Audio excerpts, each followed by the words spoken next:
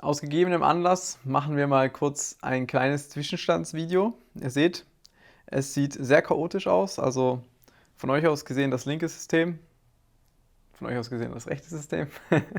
Also das blaue ist ja einigermaßen fertig.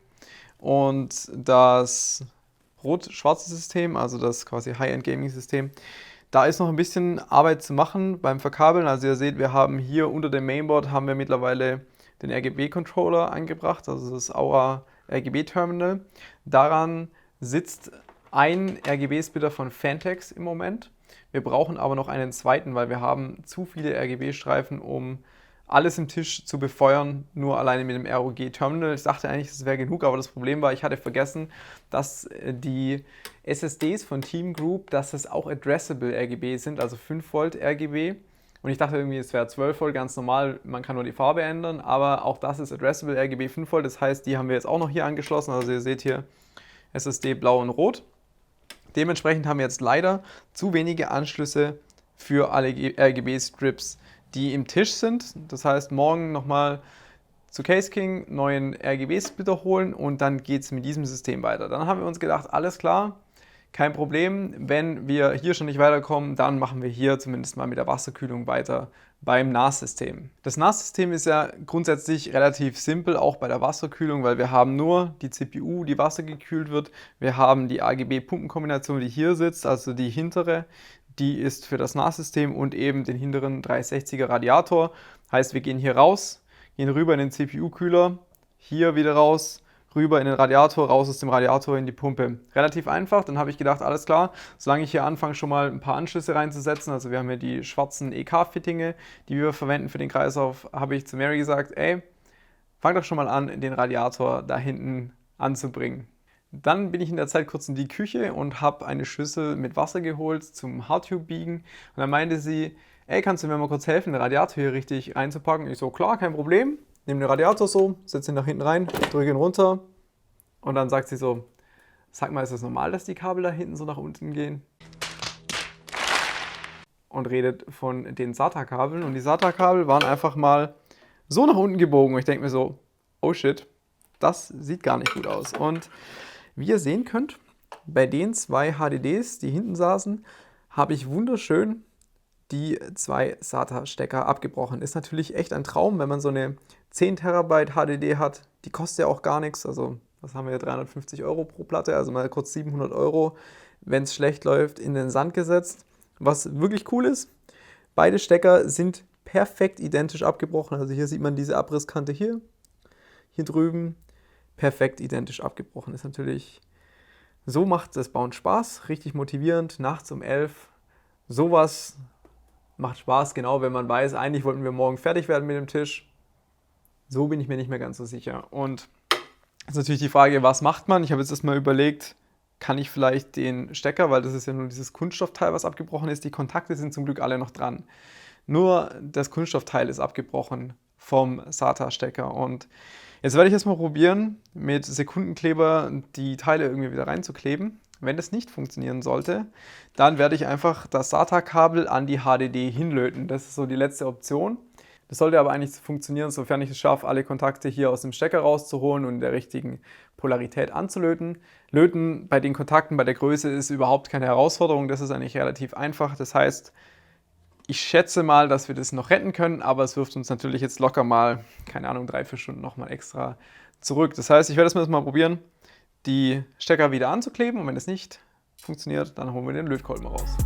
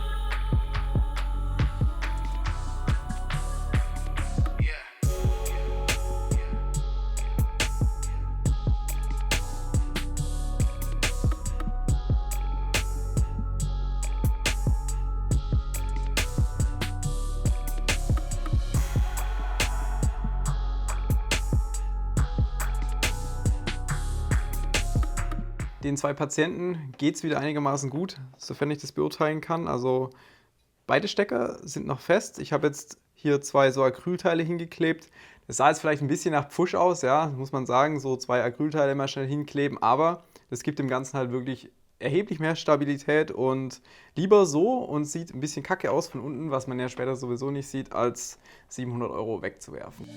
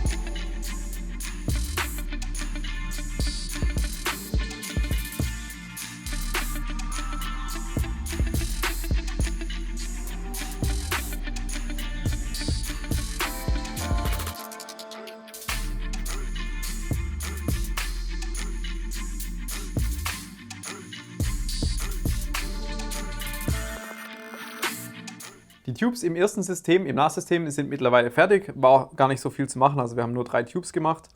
Raus aus der Pumpe, in den CPU-Kühler, weiter Radiator, wieder zurück zur Pumpe. Also sehr einfacher Kühlkreislauf, weil wir auch keine Grafikkarte haben wir dementsprechend auch viel Platz. War relativ einfach, die Tubes zu verlegen.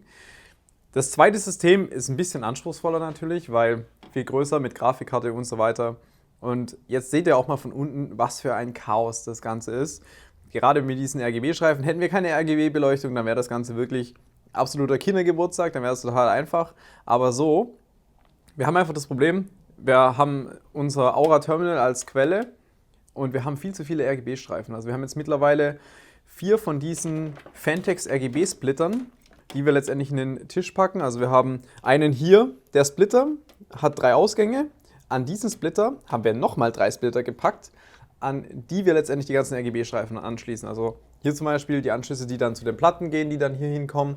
Und einer, der dann hier sitzt, das ist der hier, der dann die ganzen RGB-Streifen hier unten und hier den Rest auf den Platten befeuert. Und wir testen das natürlich zwischendurch immer, weil RGB ist ein Traum. Ich werde da demnächst ein Video zu machen. Vielleicht ist es auch schon vorher online gegangen, bevor dieses Tischvideo online kam. Ja, diese RGB-Anschlüsse, die machen mich noch wahnsinnig. Also es gibt einfach so eine Anschlussvielfalt, 10.000 verschiedene Kabel, dann haben die gleichen Stecker, die gleiche Anzahl an Pins, steckt man zusammen, hat man Kurzschluss. Sehr, sehr, sehr gute Arbeit von den Herstellern auf jeden Fall. Und ein kleiner Tipp nebenbei von mir, ich teste das ja zwischendurch immer und ich habe hier einfach vom Mainboard den 8-Pin EPS-Anschluss, also das ist der hier hochgeht, der geht zur CPU-Spannungsversorgung, der ist nicht am Netzteil angeschlossen. Und wenn ich den nicht anschließe, dann startet die CPU nicht, aber ich kann das Mainboard einfach starten, das mache ich mal eben.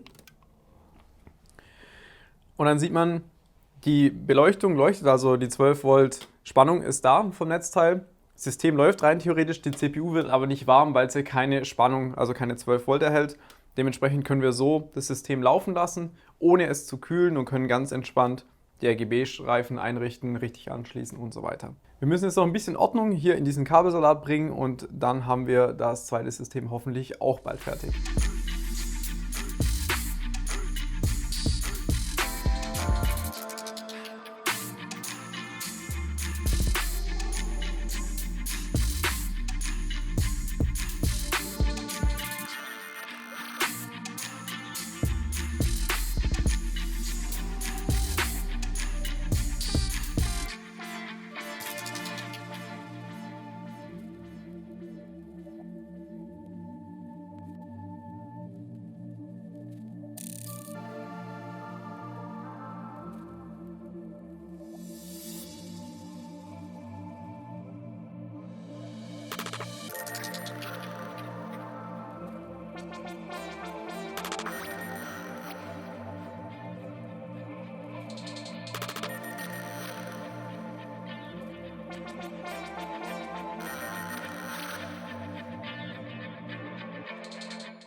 Wir haben mittlerweile die Hochzeit vollzogen, also so nenne ich das mal.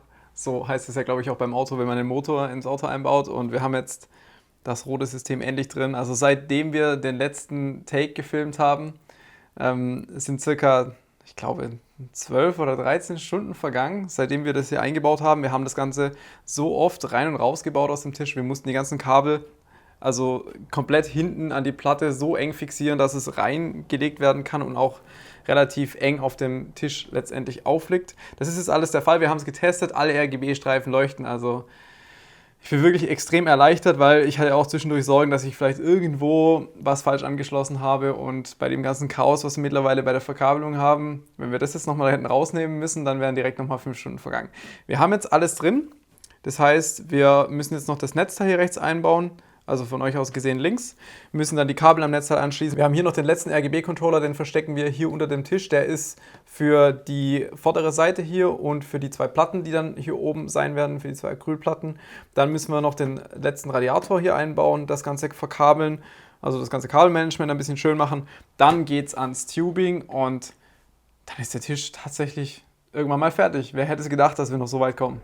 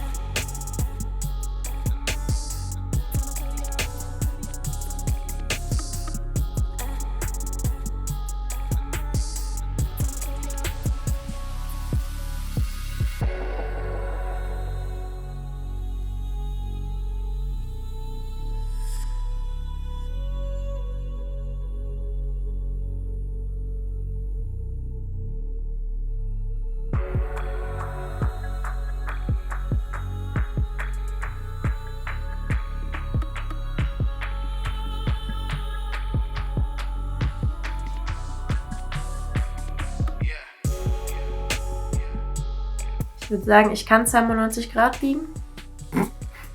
Ja, gut, nochmal.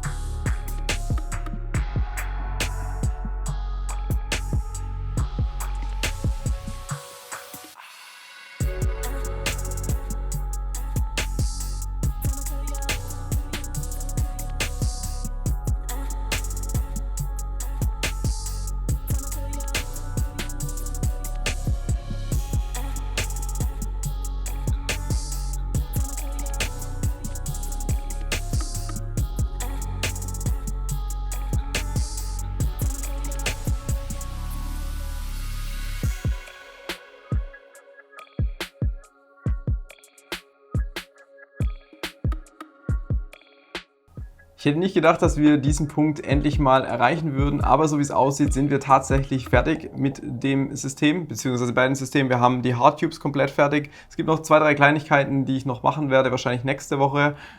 Zum Beispiel die Pumpenanschlüsse von den 2 Laying DDC, die haben so einen hässlichen weißen Stecker, das werde ich noch austauschen und dann werde ich noch durchgehende Kabelkämme machen für die 2 8-Pin-Kabel von der 2080 Ti, einfach nur, dass die Kabel ein bisschen geordneter sind und vielleicht noch 2 kleine Abdeckungen links und rechts bei den Netzteilen, dass man die restlichen Kabel, die dort sind, nicht mehr sehen kann, aber soweit sind wir fertig. Genau, und jetzt werden wir noch die beiden Systeme in Rot und in Blau befüllen und testen, ob wirklich alles dicht ist, denn als wir meinen PC befüllt haben, gab es ab und zu mal bei den drehbaren Anschlüssen ein paar Lecks, aber das werden wir jetzt testen, ob wirklich alles dicht ist. Nicht wahr? Richtig. Und dann gibt es noch ein Video, was wir machen werden, wirklich auch das allerletzte, wo wir die Beleuchtung einstellen und das Overclocking. Und damit war es auch schon. Genau, sind wir endlich fertig. Viel Spaß damit. Ciao.